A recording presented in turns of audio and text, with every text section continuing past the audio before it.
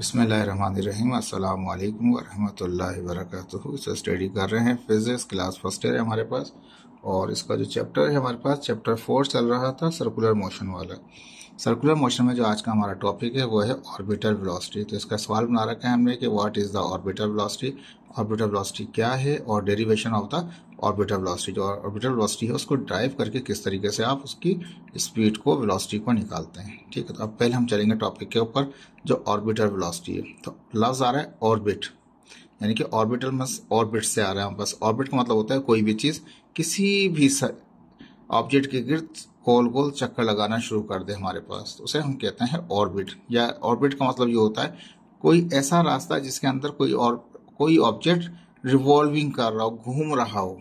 ठीक है, सर्कुलर को थोड़ा सा साइड में रख देते हैं एक लम्हे के लिए। बस ये समझ लीजिए एक ऑब्जेक्ट है, वो किसी भी ऑब्जेक्ट के गिर्द वो घूम रहा है, रिवॉल्विंग कर रहा है। तो जो रास्ता होता है उसको हम पाथ भी कहते हैं, उस रास्ते को हम ऑर्बिट भी कहते हैं। तो अभी जो ऑर्बिट में कोई ऑब्जेक्ट मूव करेगा तो जाहिर बात है उसकी कोई स्पीड भी होगी।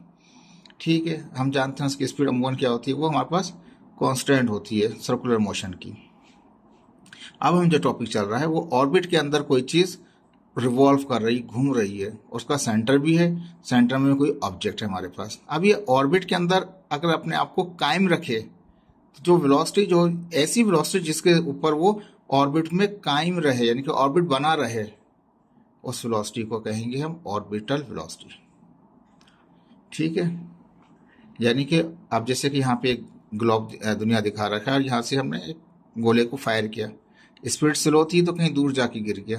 अगर उससे ज्यादा स्पीड से उसको हमने मूव कराया, यानी कि फायर किया, तो क्या वो थोड़ा और जाके गिरा।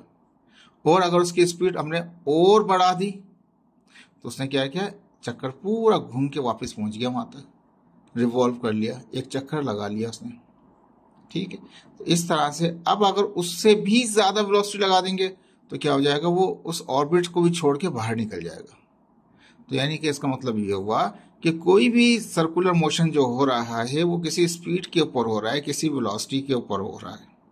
ठीक है जी, अगर वेलोसिटी कम थी तो वो फॉल करके गिर गया अर्थ के ऊपर, थोड़ी ज्यादा लगाई तो कहीं दूर जाके कहीं गिरा, और उससे ज्यादा वेलोसिटी रखी तो उसने सर्कुलर ऑर्बिट पूरा कर लिया।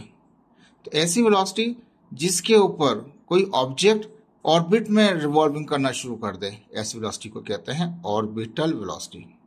और ऑर्बिटल वेलोसिटी से अगर ज्यादा कर देंगे हम वेलोसिटी तो क्या हो जाएगा, वो कहलाएगा एस्केप वेलोसिटी कहलाएगा हमारे पास।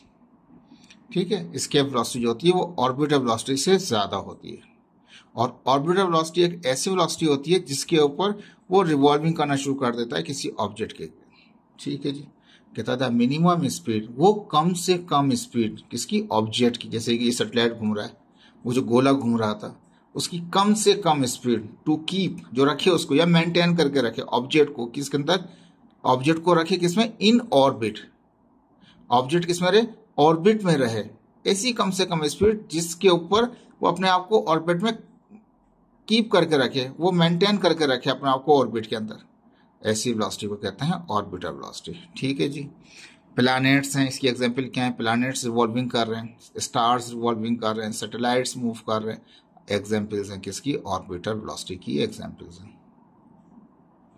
ठीक है जी, एक चीज क्लियर दोबारा बोल देता हूँ, वो कम से कम वेलोसिटी जिसके ऊपर ऑब्जेक्ट ऑर्बिट में रहे, कीप करके रखे अपने आप को ऑर्बिट के अंदर, अपने आप को मेंटेन करके रखे किसमें, ऑर्बिट के अंदर, उसको ऑर्बिटल वेलोसिटी कहते हैं। कहता है ऑर्बिटल वेलोसिटी इज नेसेसरी, ये हमें जरूरी होती है कि इसके लिए, to sustain the object in the orbit.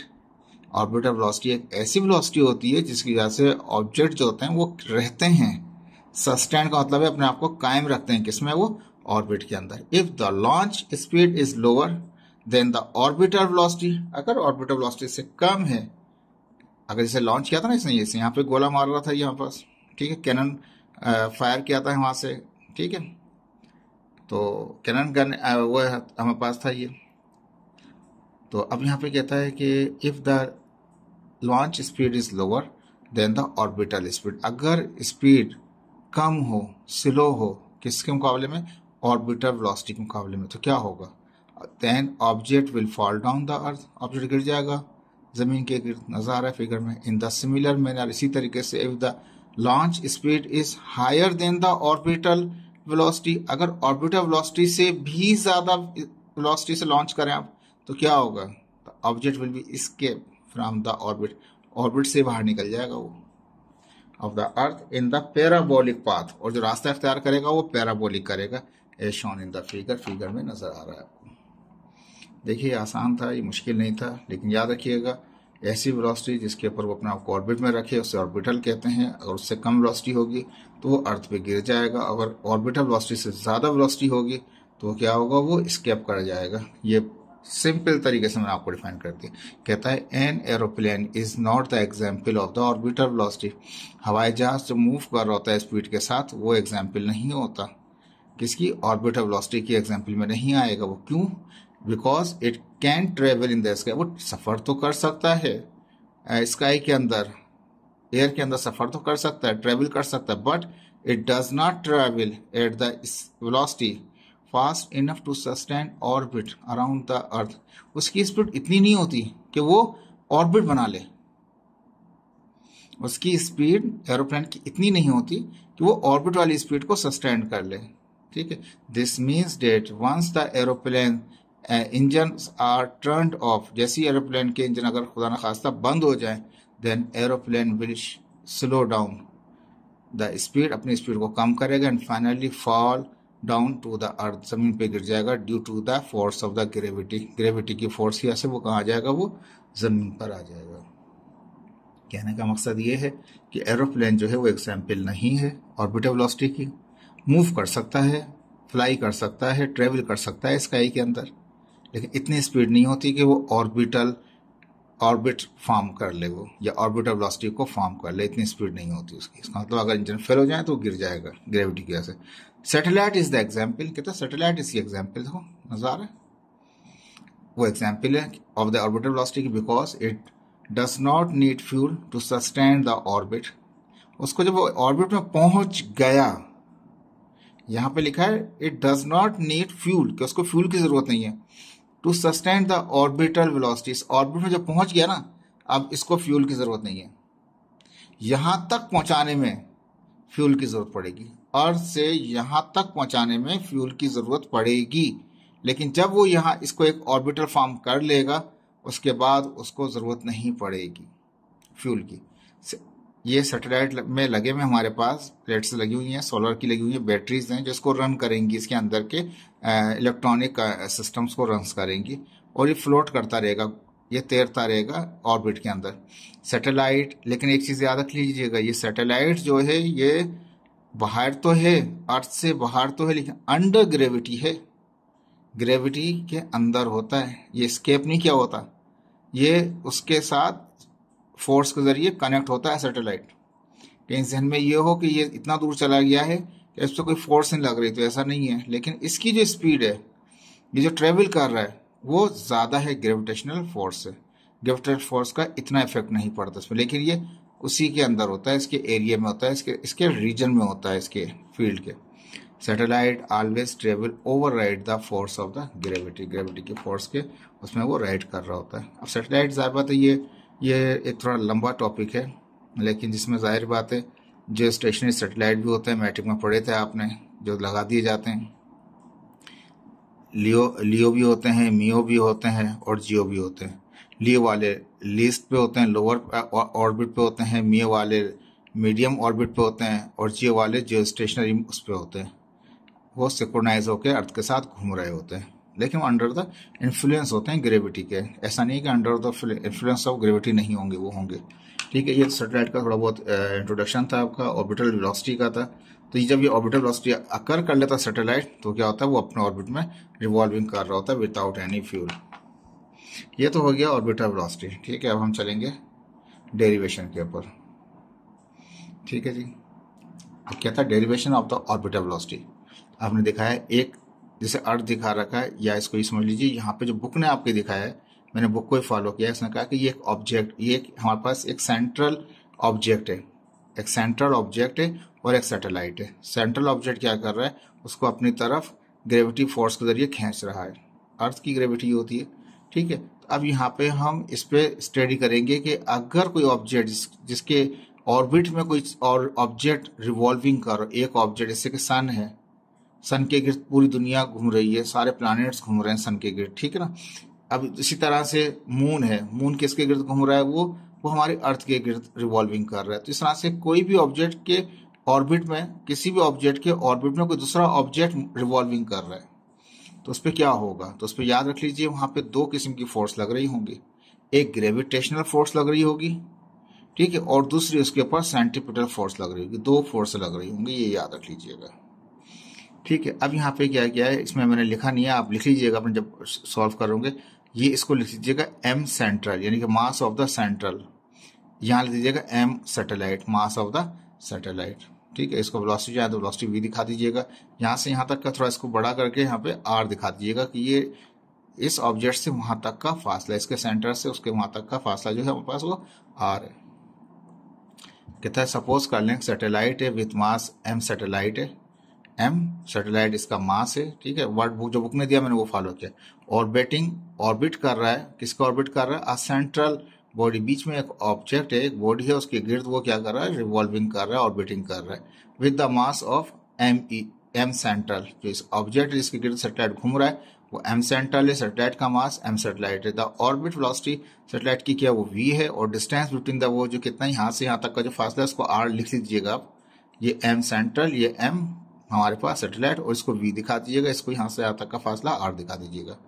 As shown in the figure, figure अनुसार है according to the figure, figure के मुताबिक satellite is moving circular path, satellite जो है वो सर्कुलर में घूम रहा है, ठीक है। लफ्ज क्या है, सर्कुलर में घूम रहा है, ठीक है, with respect to the central body, central body के लिहाज से वो सर्कुलर गोल में घूम रहा है। Now two forces are applicable in this circular motion. अब इस सर्कुलर मोशन में दो फोर्स लग रही होती हैं, एक तो सेंट्रीपिटल, एक ग्रेविटेशनल फोर्स। तो centripetal force of the according to centripetal force of the satellite towards the centre, centre से सैटेलाइट से लग रही है किसकी तरफ, वो सेंट्रल बॉडी की तरफ लग रही है। तो सेंट्रीपिटल फोर्स का फॉर्मूला कहता है F C is equal to M V square upon R. लेकिन इसकी यहां से लग रही है, इसकी तरफ से लग रही है, तो वो एम सैटेलाइट होगा, एम सेंट्रल नहीं होगा, एम सैटेलाइट होगा। तो क्या लिखा मैंने, M satellite, mass into velocity square upon R, ये फॉर्मूला होता है सेंट्रीपिटल फोर्स का। तो मास इसका होगा, इसका नहीं होगा, सैटेलाइट से लग रही है, सैटेलाइट से लग रही है फोर्स किस तरफ, towards the centre of the central object की तरफ, तो इसका मास आएगा, मास ऑफ सैटेलाइट। वेलोसिटी भी इसकी आ जाएगी हमारे पास, यहाँ से यहाँ तक का जो फासला है वो आर आ जाएगा। इसी तरह से ग्रेविटेशनल न्यूटन्स ग्रेविटेशनल फोर्स भी लग रही होगी सैटेलाइट और इस ऑब्जेक्ट के में, ठीक है। तो हमने वो फॉर्मूला पढ़ा था, एफ बराबर था G M one M two upon R square. तो जी तो ग्रेविटेशन हो गया, एम वन कौन सा होगा, सैटेलाइट हो गया, एम टू कौन सा हो गया, सेंट्रल हो गया, सेंट्रल बॉडी का एम सेंट्रल, डिस्टेंस का R square, G M one M two square, M one M two upon R square, ये फॉर्मूला था हमारे पास। हम जानते हैं जितनी ही फोर्स सेंट्रीपिटल की होती है इतनी ही ग्रेविटेशनल की फोर्स होती है, जितनी सेंट्रीपिटल की इतनी ही ग्रेविटेशन की, दोनों ही आपस में क्या होती हैं, बराबर होती हैं, जिसकी वजह से क्या होता है, वो फ्लोट करने लग जाता है सैटेलाइट अपने ऑर्बिट के अंदर, ठीक है। तब दोनों बराबर हैं, जब ये दोनों फोर्स बराबर हैं तो इनकी राइट साइड भी आपस में बराबर होंगी, ठीक है जी। अब हमने क्या किया, यहाँ पे हमने कहा सिंस हम जानते हैं सेंट्रीपिटल फोर्स बराबर होती है ग्रेविटेशन फोर्स के, दोनों आपस में बराबर होते हैं, तो राइट साइड भी क्या होंगे, उनके आपस में बराबर हो जाएंगे, इनको बराबर कर दिया। अब यहाँ पे गौर से देखें तो ये आर है और यह आर स्क्वायर है, ये एम सैटेलाइट है, ये एम सैटेलाइट है, मास सैटेलाइट मास सैटेलाइट मास से कैंसिल हो जाएगा, तो खाली वी स्क्वायर बचेगा। यहाँ पे एम सेंट्रल बचेगा क्योंकि एम सैटेलाइट तो कैंसिल हो गया, जी भी बचा, आर से स्क्वायर कट जाएगा, ठीक है। अब इसी को आगे फर्दर किया हमने, तो ये एम सैटेलाइट सैटेलाइट से कट गया तो खाली वी स्क्वायर बचा, वी स्क्वायर अपनी जगह पर, ये आर से आर स्क्वायर कट गया तो खाली आर बचा हमारे पास। तो यहाँ पे सैटेलाइट कट हो चुका सैटेलाइट से, जी एम सेंट्रल बचा, वी स्क्वायर है तो वी चाहिए तो बहुत साइड रेडिकल ले लें, तो यह अंडर रेडिकल हो जाएगा ये पूरा पूरा, ठीक है। इसको इक्वेशन 1 कह दिया मैंने, ठीक है जी, इजी है, मुश्किल नहीं है।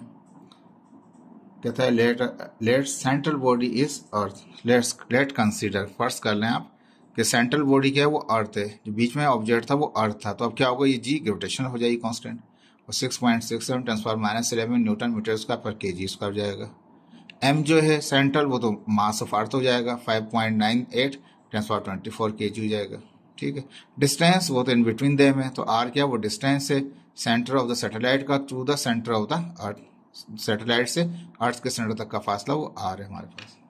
अब according to this first equation, ये जो फर्स्ट इक्वेशन है इसके मुताबिक क्या बन जाएगा, ठीक है। ये क्वेश्चन ऊपर है गई। अब देखें क्या कहता है satellite is orbiting around the central body.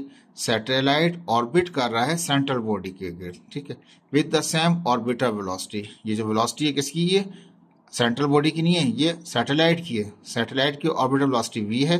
ये डिस्टेंस है सैटेलाइट से कहां तक का, सेंट्रल बॉडी का। जी ग्रेविटेशनल है और ये सेंट्रल बॉडी का मास है। तो कहता है इस इक्वेशन में सैटेलाइट का मास तो नहीं आ रहा हमारे पास, ठीक है, वेलोसिटी का डायरेक्टली प्रोपोर्शन आ रहा है। तो यहाँ पे कहता है कि satellite is orbiting around the central body with the same velocity, same speed V के साथ, अपनी स्पीड के साथ सेंट्रल बॉडी के गिर्द क्या कर रहा है, सैटेलाइट घूम रहा है। किस वेलोसिटी से, वी वेलोसिटी से सैटेलाइट घूम रहा है सेंट्रल बॉडी के। विद द रेडियस ऑर्बिट, वो आर है आपके पास। This orbital speed is independent to the mass of the satellite. इसमें सेंट्रल बॉडी का मास तो है लेकिन सैटेलाइट का मास कैंसिल हो गया था पहले। इसका मतलब सैटेलाइट के मास की कोई अहमियत नहीं रहती इस रिलेशन के अंदर। तो वो जो है ऑर्बिटल स्पीड जो है उसके ऊपर कोई फर्क नहीं पड़ता सैटेलाइट के मास से।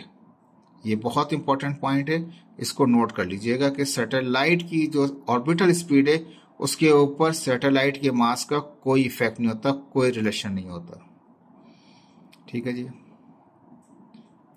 ये तो हो गया सर्कुलर मोशन।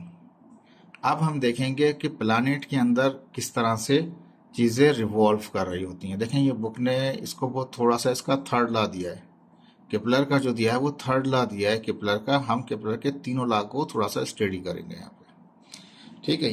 ये पेपर में नहीं आएगा, ठीक है। ये जो क्वेश्चन अभी मैंने बना रखा है ये आपका पेपर में नहीं आएगा, लेकिन आपको ये बेस बन जाएगी आपकी कि किस तरीके से केपलर का कानून क्या था। देखिए इसके तीन लॉ हैं, इसका फर्स्ट लॉ भी है, इसका सेकंड लॉ भी है और थर्ड लॉ भी है। पहली चीज तो याद रख लीजिए, जब भी अभी आप लोगों ने, सब बच्चों ने देखा होगा, इंडिया ने अपना एक सैटेलाइट छोड़ा, अपना एक क्या कहते हैं अर्थ मून मिशन छोड़ा उसने वहां से, चंद्रयान के नाम से। वो अर्थ से बाहर निकला और बाहर निकल के वो चला गया मून की तरफ, और मून के गिर्द भी क्या करने लगा, ऑर्बिटिंग करने लगा उसको। तो गौर से देखा होगा आपने, कभी वो अर्थ के करीब आ रहा था हमारे, और कभी जब अर्थ के अंदर ऑर्बिट कर रहा था तो अर्थ के करीब आ रहा था, और कुछ ऐसा हो रहा था कभी वो दूर जा रहा था, सर्कुलर नहीं था। क्या था वो इलिप्स की सूरत में था, इलिप्टिकल कहा जाता है उसको। यानी कि जो ये अगर फेस देखा जाए इस तरह से, ये सर्कुलर नहीं है, गोल नहीं है। देखें अंडे की शेप है, ओवल शेप है, ऐसी शेप को हम इलिप्स के पढ़ते हैं या इलिप्टिकल भी कहा जाता है इसको। ऑर्बिट, ऐसा ऑर्बिट को क्या कहते हैं, इलिप्टिकल। ये सर्कुलर नहीं है। अब पूरे प्लैनेट के अंदर, ठीक है, तो क्या होता है, ये देखें प्लैनेट का, फिर उसके चंद्रयान वाली बात भी इसको याद, वापस उसमें भी आएंगे हम। अब ये पूरा प्लैनेट के ऊपर केपलर ने बनाया था, और ये केपलर ने जो क्या कहते हैं जो दिया था थ्योरी, आप ये अंदाजा लगा लीजिए, ये 16वीं सेंचुरी के अंदर इसने ये लॉस दे दिए थे, जिसको हमारी बुक ने सिर्फ अब ये थर्ड लॉ ही उसका बताया है, बाकी वो भी हल्का सा, ज्यादा नहीं डिफाइन किया उसने। हम तीनों लॉ को थोड़ा स्टडी करेंगे। ये देखें, ये हमारे पास सन है और ये प्लैनेट है। प्लैनेट रिवॉल्विंग कर रहा है, ऑर्बिटिंग कर रहा है, किसके गिर्द, सन के गिर्द। अगर यहां से हम बना दें, ये माइनर एक्सिस है, वर्टिकल माइनर एक्सिस है, जो हॉरिजॉन्टल है ये मेजर एक्सिस कहलाता है हमारे पास, ठीक है, किसमें, इलिप्स के अंदर। तो ये जो पाथ जो हो जिसमें ऑर्बिट कर रहा है प्लैनेट, ऐसे पाथ को इलिप्टिकल क्या बोलेंगे, इलिप्टिकल ऑर्बिट बोलेंगे या पाथ बोलेंगे। कहता है फर्स्ट लॉ कहता है कि all planet moves in elliptical orbit with the sun at one focus. अब इसके जो इलिप्स होता है या इलिप्टिकल जो होता है, जो इलिप्स बनता है उसके दो फोकस होते हैं, फोकस 1, फोकस 2। किसी भी एक फोकस पे सूरज उसके लिए होगा, किसी भी ऑर्बिट के लिए। अब अगर गौर से देखें तो ये जो ऑर्बिट है ये सन से कितना दूर आ गया, ऑर्बिटिंग करते हुए दूर आ गया, फिर ऐसा ऐसा सन के करीब आया और करीब आ गया, फिर ऐसा ऐसा यहाँ से फिर दूर होना शुरू हो गया, जितने भी प्लैनेट्स हैं सब इलिप्टिकल ऑर्बिट के अंदर रिवॉल्विंग करते हैं। ये चीज जहन में रख लें, सर्कुलर नहीं है, सर्कुलर नहीं है, ठीक है। इलिप्टिकल ऑर्बिट में दुनिया के तमाम प्लैनेट्स रिवॉल्विंग कर रहे होते हैं। वो ऐसा होता है, कहीं पे ऑर्बिट प्लैनेट करीब होता है सन से, कहीं पे प्लैनेट सन से दूर होता है, पहली चीज, ठीक है। दूसरी बात हम इसमें ये कहना चाहेंगे कि जब भी कोई चीज, जैसे कि चंद्रयान वाली बात कर रहे थे हम, तो क्या हुआ, जैसे ही वो ऑर्बिटिंग करना शुरू करता है, जैसे ही वो ऑर्बिट में पहुंचता है, एक स्पीड होती है, एक मिनट रुकिएगा, ठीक है जी, दोबारा रिज्यूम करते हैं। देखिए मैं ये कह रहा था आपसे कि दुनिया के अंदर जैसे भी क्या कहते हैं और ऑर्बिटिंग कर रहा होता है, जैसे कि चंद्रयान जो इंडिया का वो था ऑब्जेक्ट था जो मूव करके गया और इस पे क्या कहते हैं अपने चांद तक गया, तो पहले वो क्या हुआ कि वो दुनिया की गिर्द, अर्थ के गिर्द उसने क्या किया, शुरू किया रिवॉल्विंग। थोड़ा सा पीछे लेके आता हूँ यहाँ पे ताकि इसको पिक्चर देख के थोड़ा सा आपको इजी हो जाएगा। देखिए इस तरीके से समझ लीजिए, जैसे ये अर्थ है, दुनिया है, जैसे ही उसने ऑर्बिट शुरू किया होगा ना, तो ये इलिप्स बना होगा पहले। जब वो ऑर्बिट में पहुंचा होगा ना, तो एक स्पीड है ऑर्बिटल स्पीड, जैसे हमने पढ़ रहे थे अभी। जो ऑर्बिटल स्पीड होती है ना, वो सर्कुलर नहीं होती, ये याद रख लीजिएगा। इनिशियल जो होती है पहले स्टेप के अंदर क्या होती है, वो इलिप्टिकल होती है, यानी कि कहीं से वो जमीन के करीब होगा और कहीं से जमीन से वो दूर होता है। फिर क्या करता है, वो अपनी स्पीड को बढ़ाता है, बढ़ाएगा तो क्या होगा, फिर वो आ जाएगा सर्कुलर के अंदर। फिर किस में आ जाएगा, वो सर्कुलर के अंदर गोल गोल घूमेगा। अब अगर वो क्या करेगा, इसी सर्कुलर में आने के बाद फिर स्पीड को अगर वो बढ़ाए अपना स्टेज पे जाके, यानी कि पहले स्पीड बढ़ाई तो उसने इलिप्टिकल बनाया, यानी कि अर्थ के एक हिस्से पे करीब था और फिर एक साइड पे वो दूर भी था, यानी कि पहले इस तरह से घूमेगा, वो करीब भी आएगा दूर चले जाएगा, इलिप्टिकल फॉर्म में। पहले बार ऑर्बिटिंग हो जाएगा, ऑर्बिट करना शुरू कर देगा लेकिन स्पीड पे, लेकिन जैसी स्पीड ज्यादा करेगा तो सर्कुलर हो जाएगा। दूसरा स्टेप, अगर अब दूसरे स्टेप के बाद दोबारा अगर उसने स्पीड बढ़ाई तो दोबारा इलिप्टिकल हो जाएगा। फिर दोबारा क्या हो जाएगा, ज्यादा स्पीड के अंदर वो इलिप्टिकल हो जाएगा। और इलिप्टिकल के बाद फिर चौथी बार अगर और ज्यादा स्पीड करेगा तो क्या करेगा, वो एस्केप करके निकल जाएगा उस ऑर्बिट से। तो 4 स्टेज होते हैं, हो सकते हैं किसी भी ऑर्बिटल के अंदर, ऑर्बिटल वेलोसिटी को फॉलो करते हुए, ठीक है। तो पहली जो स्टेज होती है उसमें क्या होता है, ऑर्बिटल के अंदर वो इलिप्टिकल ऑर्बिट बनता है। स्पीड ज्यादा करेगा तो सर्कुलर ऑर्बिट बन जाएगा इलिप्टिकल से। तीसरी बार में उससे भी ज्यादा करेगा स्पीड, दोबारा इलिप्टिकल शेप बन जाएगा उसका और रिवॉल्विंग कहीं से करीब कहीं से दूर पड़ेगा। चौथी बार अगर उसने फिर दोबारा बढ़ाई स्पीड तो फिर वो क्या करेगा, एस्केप करके बाहर निकल जाएगा। ठीक है जी, होपफुल कि आपको ये समझ में आई हो बात मेरी। अब मैं यहाँ पे आता हूँ, केपलर ने क्या कहे थे। अब दुनिया में केपलर ने कहा है कि पहला लॉ उसका ये कहता है कि जितने भी प्लैनेट हैं वो सब के सब इलिप्टिकल उसमें रिवॉल्विंग कर रहे होते हैं। इलिप्टिकल में क्या होता है, एक माइनर एक्सिस होता है, एक मेजर एक्सिस होता है। वर्टिकल जो है वो माइनर है और हॉरिजॉन्टल क्या है, वो मेजर एक्सिस है। 2 फोकस होते हैं, एक फोकस इस तरफ होता है और एक फोकस उस तरफ होता है। तो कहता है सन जो होगा किसी भी एक फोकस पे होगा, या तो यहाँ होगा या वहां होगा। प्लैनेट क्या करेगा, वो रिवॉल्विंग करेगा। जो करीब सन से करीब का जो एरिया होगा, जो एंड होगा, उसको पेरीहेलियन कहा जाएगा, और जो फार एंड होगा एप्रीहेलियन कहा जाएगा उसको। ठीक है, ये तो हो गया इलिप्टिकल में घूमेंगे। तमाम प्लैनेट्स इलिप्टिकल ऑर्बिट्स के अंदर ऑर्बिटिंग कर रहे होते हैं सन के गिर, और सन किसी एक फोकस पे होता है। ये फर्स्ट लॉ था इसका। ठीक है, अब आता है इसके सेकंड लॉ पे। ठीक है, सेकंड लॉ क्या कहता है इसका, a line that connects a planet to the sun sweeps out equal area in equal time। अब देखिए इसको क्या है, इक्वल एरिया और कौन सा इक्वल टाइम है। अब देखिए ये इलिप्टिकल सूरत है, ये जो शेप है इलिप्टिकल है। ठीक है, ये करीब का एंड है और ये दूर का एंड है। जो करीब का एंड में क्या होगा, बहुत तेजी से मूव कर रहा होगा प्लैनेट। जो फार एंड होगा वहां पे इतना ही स्लो होगा। अभी नाम बताया था मैंने आपको, ठीक है ना। जो करीब का एरिया है वहां पे क्या है, वो फास्ट मूव करेगा, जो फार एरिया उस पर स्लो मूव करेगा। पहली चीज, ऑर्बिटिंग कर रहा है वो। अब P1 से P2 जा रहा है, जो भी टाइम ले रहा है, और इसी तरह से क्रॉसपॉन्डिंग यहाँ पे भी उसका एक एरिया होगा। जब यहाँ से मूव करके यहाँ पहुंचेगा, तीसरी पोजीशन पहुंचेगा, तीसरे चौथ। अभी 2 एरिया बन गए, एरिया 1 एरिया 2। इनका जो टाइम है वही टाइम यहाँ पे भी लेगा, लेकिन यहाँ पे अगर देखें तो ज़्यादा लग रहा है, यहाँ पे कम लग रहा है, लेकिन ऐसा नहीं है। पूरा एरिया निकालें आप, ये पूरा एरिया, तो एरिया 1 एरिया 2 के बराबर होता है, और टाइम जो यहाँ का होता है, इस एरिया का टाइम होता है, वो एरिया का टाइम यहाँ पर भी होता है। टाइम दोनों के कांस्टेंट होते हैं, बराबर होते हैं, दोनों के एरिया भी बराबर होते हैं उस ट्रेजेक्ट्री के अंदर, उस इलिप्टिकल रिवॉल्विंग के अंदर। सेकेंड ला। थर्ड ला जो है, अब उसमें ये कहता है कि ये इलिप्टिकल घूम तो रहा है हमारे पास, ठीक है, ये मेजर है, ये माइनर है आपका, ठीक है। तो उसने कहा कि यहाँ सेंटर से लेके जो इसका जो यहाँ स्लो जहाँ से मोशन हो रहा था यहाँ तक का जो फासला है उसको ए कहते हैं इसके अंदर, और वर्टिकल को बी कहते हैं। ये जो टाइम है, टाइम बराबर होगा कि टाइम स्क्वायर बराबर होगा, प्रोपोर्शनल होगा इस एरिया, ये जो ए है यहाँ से की जो लेंथ है उसके क्यूब के बराबर होगा। ये थर्ड ला है।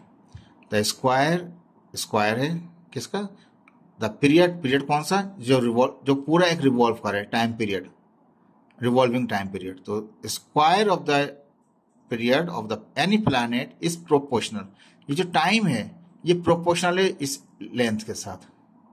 जितना ज्यादा ये लेंथ बढ़ती जाएगी इतने ज्यादा उसका टाइम भी बढ़ता जाएगा, लेकिन वो स्क्वायर में टाइम बढ़ेगा, ये लेंथ किसमें बढ़ जाएगी, ये क्यूब में बढ़ जाएगी। ठीक है, फिलहाल इस यहीं तक इसको समझने की कोशिश कीजिए ताकि आपको थोड़ा कुछ इजी हो जाए। देखिए अब जो बुक ने दे रखा था मैं उसी को डिफाइन करूंगा, और उसको मैंने एक सवाल बना दिया आपके लिए। ये इंपॉर्टेंट है, ये भी पेपर में आ सकता है आपके। तो कहता है कि अब हमारे पास यहाँ देख लीजिए, एक अर्थ है हमारे पास, एक सेंट्रल ऑब्जेक्ट है, एक सैटेलाइट है जो रिवॉल्विंग कर रहा है। तो केपलर का जो था हमारे पास थर्ड लॉ है, किसके अंदर है, इन सर्कुलर मोशन। बुक ने किस में स्टडी करा है, बुक आपको स्टडी करा रहा है सर्कुलर मोशन की, इलिप्टिकल मोशन की वो स्टडी नहीं करा रहा। केपलर के जो रूल्स हैं वो इलिप्टिकल के अंदर हैं। सर्कुलर का मतलब ये है कि एक जैसे ही ये इसके ऑर्बिट में आया होगा तो सीधा पहले इसने सर्कुलर ऑर्बिटिंग नहीं की होगी सैटेलाइट ने, उसने इलिप्टिकल ही ऑर्बिटिंग की होगी, लेकिन उसने स्पीड बढ़ाई, दूसरे स्टेज पे पहुंच के वो स्टेज पे पहुंच के स्पीड अकर कर ली जिसके ऊपर वो सर्कुलर मोशन करने लग गया। पहला जो ऑर्बिट होता है वो उसका इलिप्टिकल होता है, अगर स्पीड बढ़ा ले इलिप्टिकल से ज्यादा करेगा तो सर्कुलर बना लेगा। तो ये सर्कुलर मोशन के अंदर सेकेंड स्टेज पे बात कर रहा है ये, ठीक है। तो डेरिवेशन कर रहे हैं केपलर की थर्ड लॉ की, किसके अंदर, सर्कुलर मोशन में। डेरिवेशन बताइए केपलर लॉ की थर्ड मोशन की, ठीक है, वो बताएंगे, या कहते हैं कि प्रूफ डेट करें कि टी स्क्वायर अभी चेक करके आए ना, is proportional to R cube. देखें वो इलिप्टिकल था तो वो मेजर एक्सिस का ए ले रहे थे, ए क्यूब ले रहे थे, वो इलिप्टिकल था। ये इलिप्टिकल नहीं, ये सर्कुलर है, तो इसलिए क्या है, रेडियस है यहाँ से यहाँ तक का, और यहाँ से यहाँ तक का जो है आर वो लेंथ है यहाँ से तक की। या तो ये साहब T square is equal proportional to R cube, ठीक है। व्हेन अ प्लैनेट, फर्ज कर ले कोई प्लैनेट है या कोई सैटेलाइट है, is travelling in circular motion, मैंने देखा डार्क कर दिया ताकि याद रहे सर्कुलर मोशन की बात हो रही है, इलिप्टिकल की बात नहीं हो रही। तो प्लैनेट या सैटेलाइट मूव कर रहा है किसमें, सर्कुलर मोशन में कर रहा है, और इन द ऑर्बिट में। अब ऑर्बिट का मतलब ऑर्बिट सर्कुलर भी हो सकता है, ऑर्बिट इलिप्टिकल भी हो सकता है, ठीक है। तो ऑर्बिट है, ऑर्बिट तो वो रास्ता है, वो पाथ है जिसमें रिवॉल्विंग हो रही है, लेकिन ये रास्ता सर्कुलर भी हो सकता है, इलिप्टिकल भी हो सकता है, ध्यान में रख लीजिएगा। जब प्लैनेट या सैटेलाइट ट्रेवलिंग कर रहे हो किसके अंदर, सर्कुलर मोशन में, किसी ऑर्बिट में, with the distance from the central body B, central body से यहाँ तक का जो फासला कितना, वो आर है, ठीक है जनाब। कहता है सेंट्रल बॉडी मास क्या है, वो एम ई है, मैंने लिखा नहीं, आप लिख लीजिएगा एम सेंट्रल। ये जो वेलोसिटी इस पे मूव कर रहा है वो वी है, ठीक है। The orbital time period T, अब पहले टाइम पीरियड की बात नहीं थी, अब टाइम पीरियड आ गया। जो चक्कर लगाएगा पूरा एक चक्कर लगा लेगा वो, that is called the one time period T, वो टी है हमारे पास। कहता है जब ये सर्कुलर कोई चीज घूम रही होती है तो सर्कमफ्रेंस बन जाता है। लीनियर डिस्टेंस क्या होता है, वो सर्कमफ्रेंस के बराबर होता है 2 पाई आर, ये पाई लिखा है मैंने, ठीक है, 2 पाई आर। तो जो जितनी भी गोलाई होगी वो 2 पाई आर से ली जाएगी। अब हम जानते हैं formula, v is equal to displacement या distance divide by time. Speed है तो डिस्टेंस बाय टाइम है, अगर वेलोसिटी है तो क्या हो जाएगा, डिस्प्लेसमेंट डिवाइड बाय टाइम। ये सिंपल बेसिक फार्मूला जो 9th में ही पढ़ा था आपने, मैट्रिक में पढ़ के भी आ चुके हैं आप। स्पीड बराबर है किसके, डिस्टेंस डिवाइड बाय टाइम। अब ये तो स्पीड हमारे पास है, लीनियर स्पीड ये है, टाइम अपनी जगह पर है। डिस्टेंस क्या होगा सर्कुलर मोशन का, वो सरकमफ्रेंस होता है, 2πr होता है। डिस्टेंस क्या होता है सर्कुलर मोशन का, सरकमफ्रेंस होता है, यानी कि पूरी गोलाई जो होती है यहाँ से तक, वो 2πr से निकालते हैं उसके सरकमफ्रेंस से, 2πr डिवाइड बाय दिस। ये तो हो गया लीनियर का। अब हम जानते हैं कि हमने ऑर्बिटल स्पीड पढ़ी थी हमने। Similarly the orbital velocity of circular motion, जो सर्कुलर मोशन हो रहा है, इलिप्टिकल नहीं है, सर्कुलर का हमने ड्राइव किया हुआ है फॉर्मूला। तो सर्कुलर मोशन का जो ऑर्बिटल वेलोसिटी है वो क्या, v square is equal to G M centre upon r। अगर ये स्क्वायर है तो रेडिकल में कर लें आप, लेकिन हमने यहाँ पे स्क्वायर रहने दिया कि v स्क्वायर बराबर है G M centre upon r। अभी थोड़ी देर पहले ड्राइव किया है। अब इस v की वैल्यू को यहाँ पुट करने हम कर सकते हैं। यहाँ पे मैंने क्या कहा, ये जो हमने सिंपल सा लीनियर स्पीड निकाली थी, सरकमफ्रेंस डिवाइड बाय टाइम, यानी कि डिस्प्लेसमेंट या डिस्टेंस कह लें लीनियर का, वो 2π सरकमफ्रेंस था और टाइम उसका ये था, तो वो वेलोसिटी बना था हमारे पास। तो ये v की जगह यहाँ v की वैल्यू पुट कर दें तो क्या होगा, ये स्क्वायर है तो इस पर भी स्क्वायर जाएगा। तो मैंने कहा putting the value of v, जो पहले निकाल रखी थी हमने सरकमफ्रेंस वाली, वो यहाँ पुट कर दें ऑर्बिटल के अंदर। ठीक है जी, मैंने यहाँ पुट कर दिया, स्क्वायर था स्क्वायर हमारे पास। अब ये स्क्वायर जो है 2 पे आएगा तो 4 हो जाएगा, ये स्क्वायर पाई पे आएगा तो पाई स्क्वायर जाएगा, ये जब स्क्वायर r पे आएगा तो क्या हो जाएगा, r स्क्वायर हो जाएगा। तो लेकिन ये r यहाँ डिवाइड कर रहा है तो ये क्रॉस में वहाँ चला जाएगा, t यहाँ चला जाएगा। जब r यहाँ आएगा तो स्क्वायर तो पहले ये एक r ही आएगा तो r क्यूब हो गया, तो 4r स्क्वायर और r क्यूब हो गया। अब ये क्रॉस में यहाँ गया, वो नीचे आ गया तो जी एम सेंटर आ गया। ये स्क्वायर टी पे भी आएगा तो टी स्क्वायर भी। ठीक है, ये टाइम पीरियड का आपने निकाल लिया इसका केपलर के मुताबिक। तो ये आ गया हमारे पास, वेयर टी क्या है, वो टाइम पीरियड है ऑर्बिटल का, गोल घूम रहा है सर्कुलर। आर क्या था, वो रेडियस था सैटेलाइट से सेंट्रल ऑब्जेक्ट तक का आर। जी क्या है, न्यूटन्स ग्रेविटेशनल कांस्टेंट है जी। एम क्या है, मास ऑफ द अर्थ है, अगर वो अर्थ है जो भी मास होगा ऑब्जेक्ट होगा, ज़्यादातर हमने एम के रखा, मास के रखा हुआ है। ठीक है, अब आप कोर्स से देखें, 4 कांस्टेंट है, पाई भी कांस्टेंट है, आर नहीं है कांस्टेंट, जी कांस्टेंट है, फिक्स होती है, जो मास होता है वो भी फिक्स रहता है, चेंज नहीं हो रहा था। तो ये सारी ये 4π स्क्वायर जी एम सेंटर, ये सब कांस्टेंट, इन सबको क्या कांस्टेंट कर दो, क्या होता है आर क्यूब। जैसे ही इस कांस्टेंट को खत्म करूंगा तो क्या कन्वर्ट हो जाएगा, वो प्रोपोर्शनलिटी में आ जाएगा, टी स्क्वायर है वो आर क्यूब है। यही चीज ड्राइव करनी थी आपको, वो ड्राइव हो गया, प्रूफ हो गया आपके पास।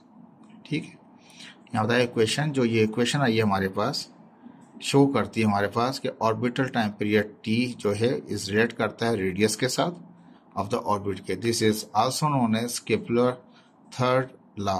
थर्ड लॉ है सर्कुलर मोशन का, एलिप्टिकल का नहीं है। एलिप्टिकल में क्या है, ए क्यूब है। ठीक है, कंफ्यूज होने की जरूरत नहीं है, कहीं पे ए क्यूब देखें तो। अब आ जाते हैं, एक एग्जाम्पल दे रखी है बुक की, कहता है द इंटरनेशनल स्पेस स्टेशन, एक स्टेशन है हमारे पास जो ऑर्बिटिंग कर रहा होता है, स्पेस में होता है, at altitude of 400 kilometre above the surface of earth. ये इस अर्थ बनाया है मैंने, ठीक है, अर्थ से 400 किलोमीटर 400 किलोमीटर ऊपर ये हमारे पास एक इंटरनेशनल स्पेस स्टेशन है। ठीक है, मैंने स्पेस स्टेशन कर दिया, स्टेशन हमारा यहाँ पर है, 400 किलोमीटर ऊपर है अर्थ सरफेस से। What is the space station orbital speed, जब ये ऑर्बिटिंग कर रहा है अर्थ के गिर्द, सैटेलाइट ऑर्बिटिंग कर रहा है तो इसकी स्पीड क्या होगी, तो स्पीड का मतलब v मालूम करना है आपको। अब यहाँ से वहां तक का फासला था, सरफेस से वहां तक का आर मैंने उसको छोटा आर का 400 किलोमीटर, 450 किलोमीटर में कितना होता है, 1000 मीटर होता है। मल्टीप्लाई किया तो ये 2 जीरो ये थे, 3 जीरो ये, तो टोटल कितना आ गया, 5 जीरो के साथ आ गया हमारे पास, मीटर में आ गया। R E radius of the अर्थ, यहाँ सेंटर से लेंगे ना, सेंटर से वहां तक का सेंटर लेंगे, ये तो ऊपर का फासला दे रखा था आपको 400 किलोमीटर, तो ये भी तो लेंगे आप, तो वो आर ई कितना था, कांस्टेंट होता है 6.38 10⁻6 मीटर होता है। तो ज़ाहिर बात है ये 10⁻6 में आ रहा है, तो इसका मतलब पॉइंट के बाद 6 डिजिट तक जाऊंगा, 2 तो ये मिल जाएंगे, 4 जीरो लगा दूंगा मैं, तो ये पॉइंट वहां शिफ्ट कर दिया, मीटर में आ गया, सिंपल पावर 10⁻6 को खत्म कर दिया मैंने, 6.38 को बड़ा कर दिया मैंने। ठीक है जी, जो अर्थ है तो एम सेंटर का फॉर्मूला क्या है 5.98 × 24 kg हमारे पास। ग्रेविटेशनल जी बराबर होता है 6.6 × 10⁻11 न्यूटन मीटर्स का पर किलोग्राम का। वी मालूम करना, देखिए एक सिर्फ ये कहा वी मालूम करें, इतने अर्थ सरफेस से ऊपर है, ठीक है। जो था ये तो कन्वर्ट कर लिया, ये आर ही आपको याद करना पड़ेगा, एम सेंटर आपको याद रखना पड़ेगा, मास ऑफ अर्थ याद रखना पड़ेगा, रेडियस ऑफ अर्थ मालूम, ग्रेविटेशनल कांस्टेंट भी आपको याद रखने पड़ेंगे, विदाउट इसके आप नहीं कर सकते। वी मालूम करना है तो जाहिर बात है यहाँ वो आर जो फार्मूले में था यहाँ से वहां तक का था, दोनों को जमा करना पड़ेगा, आर ई को और इसको जमा करना पड़ेगा, इस आर को और इस आर ई को जमा करना पड़ेगा। मैं लिखा है अकॉर्डिंग टू क्वेश्चन, बहुत ही ज्यादा तेज चलेगा ये।